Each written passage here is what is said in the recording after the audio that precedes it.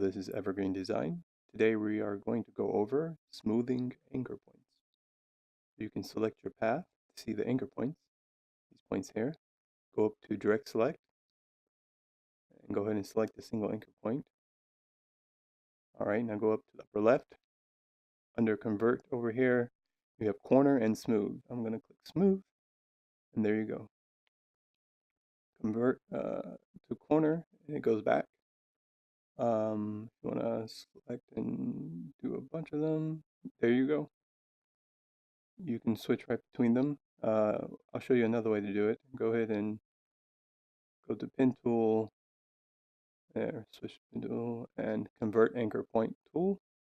Go and select it and hold and drag, and that's how you can smooth a corner. And that's it.